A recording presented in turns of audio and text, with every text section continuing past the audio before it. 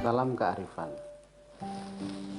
Membaca saat ini sangat diperlukan, apalagi di tengah situasi disrupsi, sebuah perubahan yang terjadi tanpa diduga. Perubahan terjadi secara arbitrer, secara acak, dan melanda di semua aspek kehidupan. Dihadapkan pada situasi seperti ini, kita apakah ikut terdisrupsi yang diubah, ataukah kita akan yang mengubah? Dari dua pilihan tersebut, tentu yang paling bagus adalah ketika kita dalam posisi bisa mengubah. Salah satu cara untuk bisa membuat sebuah perubahan adalah dengan membaca. Yang perlu kita renungkan adalah, boleh jadi selama ini kita sudah sering membaca buku seperti ini.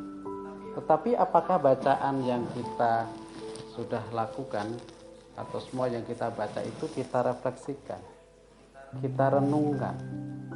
Sebab kalau sekedar membaca tapi tidak ada proses merenungkan, merefleksikan, sebenarnya hanya kumpulan data, kumpulan bahan. Karena itu literasi yang sekarang dikenal dengan literasi bahasa itu bukan sekedar membaca, tetapi membaca, merefleksikan yang dibaca, kemudian menghayati dan mengamalkan nilai atau pelajaran yang diambil dari bacaan tersebut. Jika kita mempunyai bahan bacaan yang banyak, kemudian kita banyak refleksikan, maka akan semakin banyak ide atau gagasan yang menggerakkan perubahan. Ini berbeda dengan kalau kita hanya membaca, meskipun satu buku ini sampai selesai, tapi hanya kumpulan data dari hasil bacaan ini, tetapi tidak menginspirasi perubahan. Karena itu kita diingatkan salah satu motivator Stephen Covey yang mengatakan bahwa reading without reflecting is like eating without digesting. Membaca tanpa melakukan refleksi sama dengan makan tanpa dicerna. Bisa dibayangkan orang yang makan tanpa dicerna. Jadi kalau kita makan sate, keluarnya itu masih sate, tidak menjadi energi dalam tubuh kita.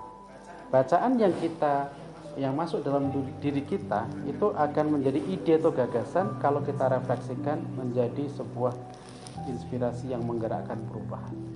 Mudah-mudahan kita bisa mempraktekkan hakikat atau esensi dari membaca. Demikian, salam kearifan.